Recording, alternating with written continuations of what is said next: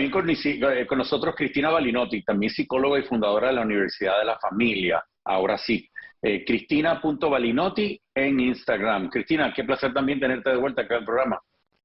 Como siempre, un gusto estar contigo. Uh-huh.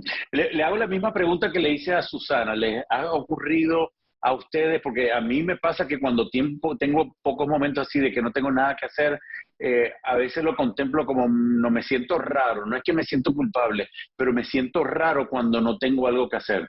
Enseguida encuentro algo que hacer, pero Cristina, ¿te sucede eso? No siento culpa, no, digamos, tengo bastante elaborado el tema que uno necesita un tiempo de descanso para uno mismo y para con los demás. Y cuando lo tengo, que trato de que sea una cosa bastante espontánea, lo disfruto muchísimo, sobre todo el diálogo con la familia, con mis hijos, con mi nieta, estar en familia me parece un momento ideal y me parece un tipo de diversión muy bueno. También juegos con ellos, leer un buen libro. Sí, lo que pasa que en esta cultura es una cultura de los extremos. Es una cultura que, bueno, abrimos las aguas de la civilización griega. Tú sabes que los griegos decían nada con exceso, ¿no? Es decir, lo veían como una falla humana, esto de la desmesura, y nosotros nos vamos a los extremos, el extremo de trabajo, particularmente acá digamos, en Estados Unidos.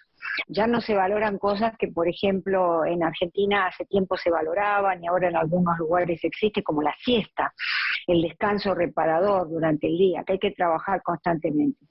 Y esto de la desmesura, fíjate que está en las puertas del templo de Delfos, ¿no? Porque me gusta contextualizarlo en el terreno cultural, músico-cultural, y bueno, y era 147 preceptos morales. Los más importantes eran conócete a ti mismo y nada con exceso. La ibris o ubris de los griegos, ¿verdad? Y sin embargo vemos que nosotros no lo hacemos. Nosotros nos vamos a este extremo de trabajo que nos agota y lógicamente estamos deseando el otro extremo, no hacer absolutamente nada o divertirnos todo el tiempo. Creo que esto de los griegos tiene que ver con el budismo, ¿no? El camino medio. Tenemos que encontrar un camino medio y no agotarnos en ninguna de las dos instancias, ¿verdad? Uh-huh. Estamos en un mundo donde la productividad y donde es necesario estar siendo activo o el ser activo es recompensado tanto que nos olvidamos de nosotros mismos, de esos respiros que nos hacen falta, o claro, es necesario para el ser humano. Perdón. No, es la cultura de la máxima productividad, ¿verdad? Y vemos que, mira, lo decía Aristóteles, la meta del tiempo ocupado es justamente el fin de poder alcanzar ese tiempo de ocio, ¿verdad? Nosotros vemos el tiempo de ocio o de diversión o de descanso como un medio para el fin más importante, que es producir más, estar más descansados, más libres y producir más. Entonces, un poco la fórmula es invertir esta ecuación, ¿verdad? Y ver un poco el tiempo de trabajo, ¿verdad? Como un medio para lograr, no como un fin, sino como un medio para lograr ese tiempo, digamos, libre. Y fíjate que, volviendo a Aristóteles, bueno, a mí me gustan los griegos porque tienen mucho para extraer y solamente nos hemos quedado con ellos con cosas que son negativas de esa cultura. Aristóteles decía que había dos actividades importantes: los negocios, que son para producir bienes materiales, y después la otra actividad importante era el ocio, para propiciar los bienes espirituales que necesita el desarrollo de la civilización. Es decir, que no solamente estar libres para darnos a la frivolidad, sino libres para lo que decía yo al comienzo, poder estar desarrollando un poco ese contacto espiritual con los demás, con uno mismo. Y entonces eso nos lleva a un contacto humano importante en esta época de redes sociales, que lo estamos perdiendo.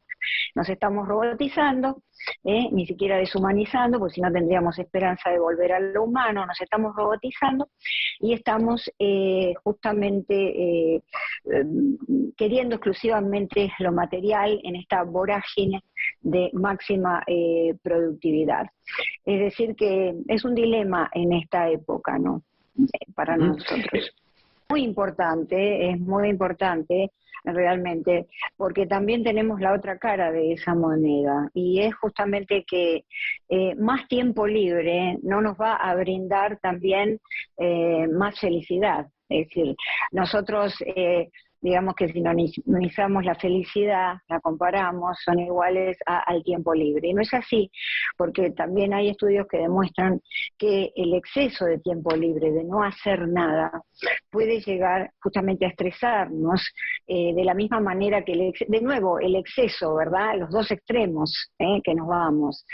Entonces, tenemos que ser cautelosos con la idea del tiempo libre, como un periodo que necesitamos para poder sentirnos mejor con nosotros mismos y con nuestro entorno y nuestro ambiente familiar. Pero en este caso es más, tampoco es mejor. En el caso del uso del tiempo libre exagerado, ¿verdad? O las actividades de diversión exclusivamente exageradas. Esto te lo digo porque, por ejemplo, hay personas que plantean la jubilación, el retiro, mejor dicho, ¿verdad? Y cuando se retiran, al mes están cansados, porque ¿qué hacen? ¿Cuánto televisión puedes ver? ¿Cuánto golf podés hacer? ¿O tenis? ¿O caminatas? El ser humano evolucionó para desarrollar propósitos que tienen que ver con el desarrollo personal de los allegados cercanos y de la sociedad, de la comunidad en donde vive. Entonces, debemos encontrar un balance entre ambos extremos. Por eso mi papá decía que no se iba a retirar, él se iba a jubilar. Él no le gustaba la palabra del retiro, era el júbilo, era lo que él estaba buscando. Pero ¿a dónde te retiras, Alfredo? ¿Te retiras a dónde? Ya esperas la muerte. Es decir, yo creo que hay que cambiar de actividad y tener una actividad diferente, sobre todo en los años después de los 60, 65, una actividad que constituye un desafío para nuestro cerebro. Leyendo recientemente unos libros, y ha estado muy de moda en los últimos años, los grandes ejecutivos de las compañías practican estas pequeñas siestas o estos pequeños momentos de meditación y contemplación para desconectarse de todas las tareas. Y el nivel de productividad, todos reportan que aumenta luego de haber practicado este tiempo de meditación y contemplación. Llámalo mindfulness, como quieras llamarlo. ¿Qué sucede cuando yo no tengo esos tiempos de yo desconectarme, estos tiempos de ocio positivo? ¿Cuál es el impacto? Sí, el impacto sobre el cerebro es muy grande, ¿verdad? Porque es como un motor de auto que lo tenemos constantemente encendido, o el celular que en algún punto hay que cerrarlo, la computadora también. Necesitamos descansar y descargar toda esta energía acumulada, que sin duda nos lleva a muchos procesos patológicos, sin duda, como ya señaló Jacqueline.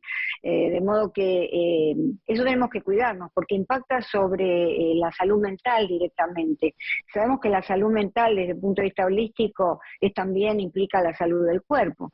Es decir, que cuando tenemos o desarrollamos o agudizamos un trastorno preexistente por el exceso de esta exigencia, pues nos deterioramos muy rápidamente. Es lo que estamos viendo hoy en día. La aparición de cuadros de pronto nuevos, o la agudeza de cuadros ya preexistentes, porque también, como señalaba Jacqueline, el tema del cortisol es muy importante, sin duda. Cuando estamos en una cultura de la ansiedad permanente y constante, el miedo y la ansiedad van de la mano, se disparan para defendernos de amenazas. Entonces el cortisol sube, pero cuando la amenaza desaparece, el cortisol baja. Y nosotros vivimos en un mundo tan poco estructurado, con amenazas tan poco identificables, que vivimos en estado de alerta. Ese estado de alerta, en esa respuesta de ataque o huida, nos hace mal, porque nos dispara y nos hace vivir con ese cortisol, que es la principal hormona del estrés, muy elevado. Y lo más de todo esto importante es que criamos a nuestros hijos en ese estado, ¿verdad? Les damos, digamos, una especie de mamadera diaria del cortisol. Y hay estudios que indican que justamente el cerebro de los niños, con padres exaltados, con exceso de cortisol, también empieza sus conexiones cerebrales a dispararse bajo el efecto del cortisol. Van a ser niños más agresivos, más irritables, que los niños que son criados con serotonina, ¿verdad? Esta es la teoría, vale decir que con un ambiente calmo, moderado, obviamente sin tensiones es imposible, ¿verdad? Porque tensiones hay siempre, pero con un mejor manejo de las mismas. Muy productiva en redes sociales, en todos tus proyectos. Cuéntanos, continúas con la Universidad de la Familia, entre otras cosas, ¿no? Sí, por supuesto, estamos ahora en la preparación de un programa televisivo, virtual, para poder comenzar con el programa Universidad de la Familia de manera virtual. Y por supuesto, digamos, estoy en la reunión de profesores y que estoy convocando. Ya tengo un grupo fijo, como tú sabes, de un tiempo atrás, y donde me pueden encontrar y estoy más activa es lógicamente en Facebook, donde posteo todas las cosas que hago, en la página Universidad de la Familia ahora sí, pero fundamentalmente en mi canal de YouTube a través del link unifamilia.com, con cerca de 29.000 seguidores, y los quiero invitar a suscribirse. Y mi website, donde van a encontrar allí secuencialmente la línea de tiempo, desde mis comienzos acá en la ciudad de Miami, muchísimos años atrás, en la website balinotti.com, B larga, una sola L y doble T. Balinotti.com. Ambos son tremendos... perdón. Sí, no, además ahí están, son 5 páginas en donde todos los proyectos, la Fundación Feminidad Holística y también todas las actividades universitarias de Universidad de la Familia. Ahora sí, todas mis conferencias en distintas universidades de acá de Miami las van a encontrar allí. Y en mi canal de YouTube, por supuesto. Excelentes recursos que de verdad que se los recomiendo, que existen para que te beneficies de conocimiento, que la verdad que hay veces que tenemos que pagar para ir a ver un terapista. Bueno, aquí los tienes a tu disposición. Vamos a hablar en esta segunda parte del programa sobre todo de qué hacemos al respecto, cómo rompemos estos ciclos y estos hábitos dañinos que entramos de sobrecargarnos de cosas que hacer, ¿no? Neila escribe a través del Instagram y dice: mi tiempo libre es tiempo para mi familia. Siento que necesito días y semanas más largas. Esto es típico, ¿no? Y es interesante. Hacemos la semana de 7 días, 5 productivos y supuestamente 2 días de fin de semana. Esto no es balanceado. Vamos a ver al revés en el orden. Cristina, esto es diseño. Los cristianos pensamos que Dios creó el mundo en 7 días y hizo el 7º día para lavarlo y descansar, ¿no? Exactamente. ¿Qué opinas de esta persona que nos escribe, de Neila? Y ese concepto cristiano, sin duda. Los domingos, los que somos católicos, apostólicos romanos, son cristianos también, bueno, asistimos a la misa y luego nos damos a la unión de la familia. La unión de la familia no es algo ideal, porque discusiones siempre hay, no estamos hablando de romantizar la situación, pero sí de aprovechar ese tiempo libre, o ese tiempo de ocio, que me gusta mucho más la palabra, porque el ocio siempre es una actividad productiva, para estar en familia. No hay nada más lindo y más relajante que poder charlar con un hijo o un nieto de pocos años, 5, 6, 7, 10 años. Uno se olvida del mundo circundante. Lo mismo si tiene un perrito, ¿verdad? Aquellas personas que están solas. Poder disfrutar de ese contacto con la familia, generalmente en un ambiente natural, en un parque, en una plaza, en el jardín, poder establecer ese contacto humano cálido y hablar de las cosas que no se pudieron hablar en la semana, sin celulares y sin computadoras. Y atención a los padres, nosotros dar el ejemplo, dejar y proponerle a los hijos, bueno, este momento es para nosotros, vamos a dejar los celulares. Cuando los chicos que copian todo por aquello de las neuronas espejo y porque es el aprendizaje vicario, los chicos aprenden a través del ejemplo, nosotros tenemos que apartar todo lo que son computadoras y celulares y poder dar ese ejemplo y conectarnos con ellos. Eso es una retroalimentación para el espíritu. Recordemos que tenemos que producir bienes espirituales, no solamente bienes materiales. Y entonces de esa manera nosotros no solo nos sentimos más felices, sino que además vamos construyendo de poquito una felicidad, comunitaria. Y el concepto de felicidad, si me permites la digresión, es un concepto muy equivocado, porque la felicidad, como tú indicabas, es ir a tomarse unas copas, el happy hour, divertirse, siempre así como tratando de obnubilarse. Y fíjate lo que decía Aristóteles, volviendo a los griegos, que la felicidad es la sensación de ir corriendo vertiginosamente hacia tus propios límites. Vale decir que yo no compito con los demás, compito conmigo mismo y voy viendo, me voy escalando y voy llegando a lo máximo que puedo. Y entonces yo creo que hay muchos conceptos que debemos rever en esta cultura. El tiempo libre es uno de ellos, el concepto de felicidad también es otro.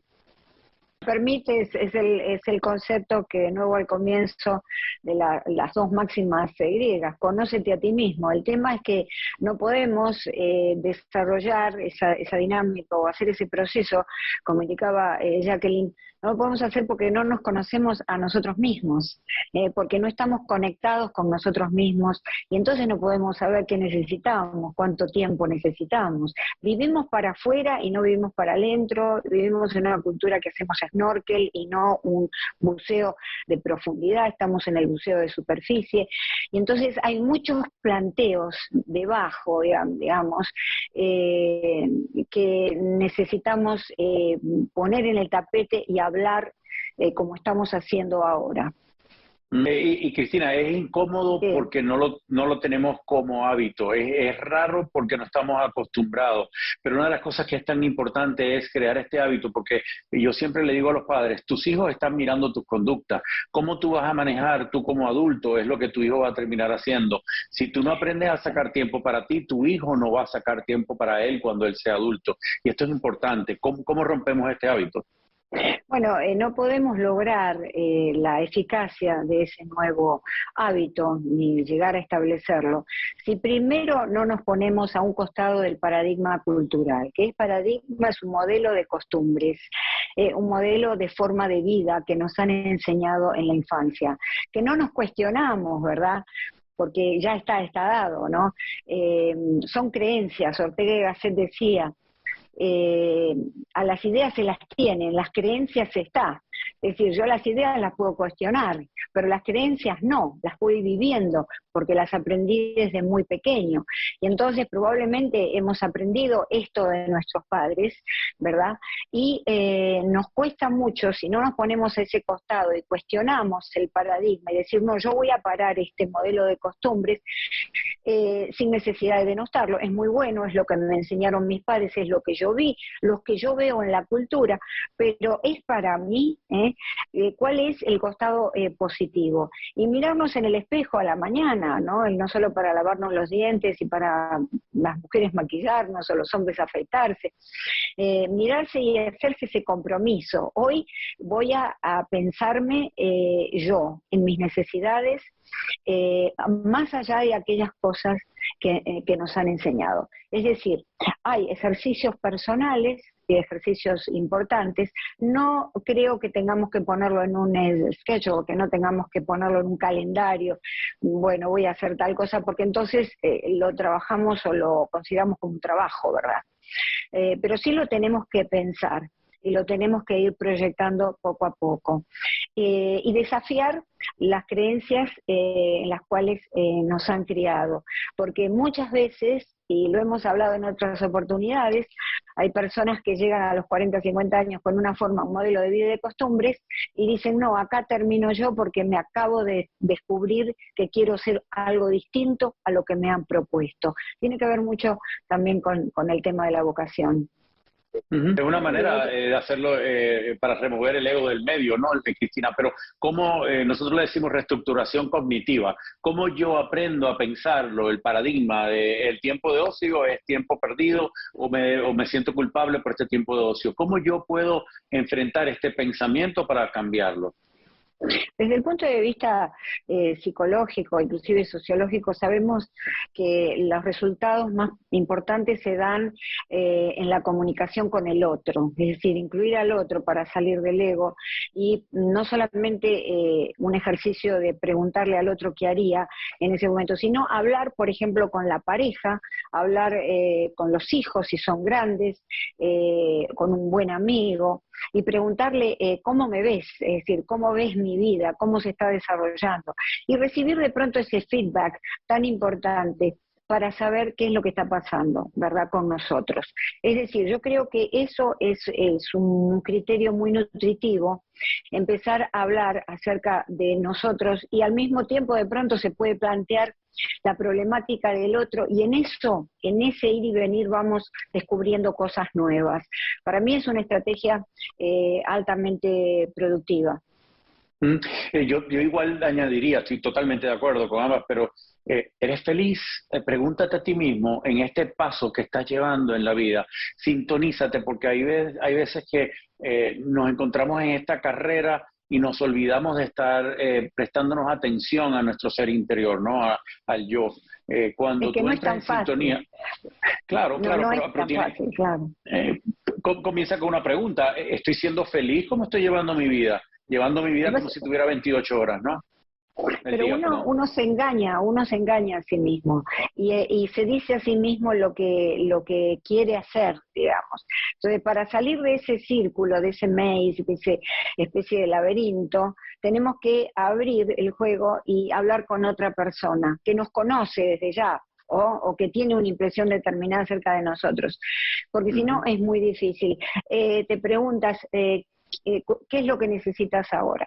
Y muy probablemente te autoengañes, te digas, sí, yo necesitaría estar más con mi familia, pero bueno, estoy trabajando mucho porque necesito mantenerlos, es decir, siempre vamos a ponernos excusas, ¿verdad? De modo que tenemos que poder poner la palabra, es un don exclusivamente humano, que lo tenemos que usar, ponerlo en la palabra afuera, porque cuando yo lo pienso nada más no tiene el mismo efecto.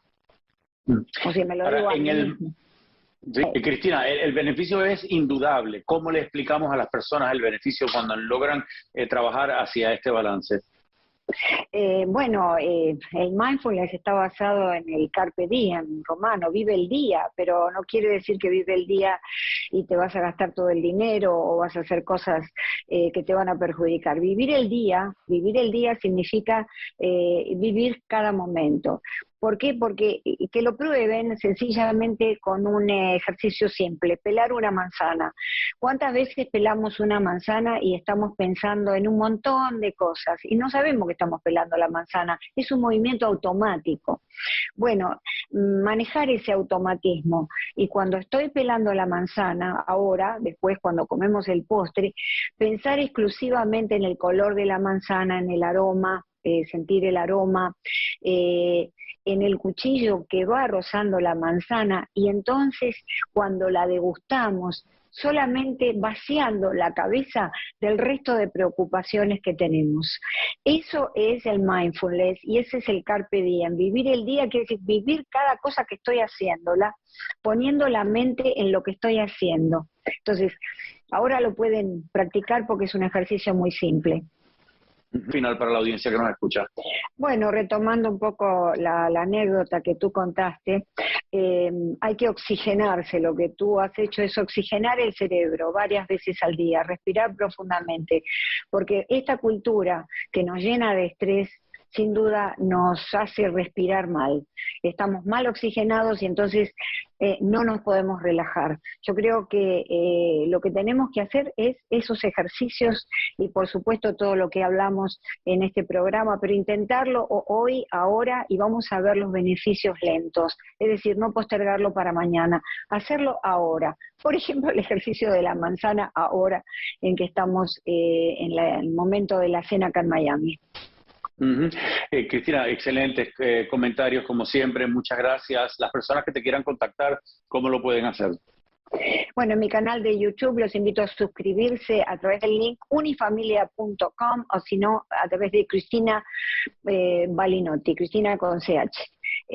Balinotti, una B larga, una sola L y doble T, y también visitar para conocer toda la línea de tiempo de mis actividades, mi website balinotti.com.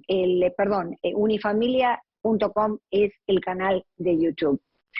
Por supuesto estoy en las redes sociales y me pueden ver constantemente, y todos los videos de mi canal de YouTube se refieren justamente a temas de psicología y temas de sociología. Sí, no solamente muy productiva, pero de un contenido excelente. Así que nuevamente gracias, Cristina. Jacqueline,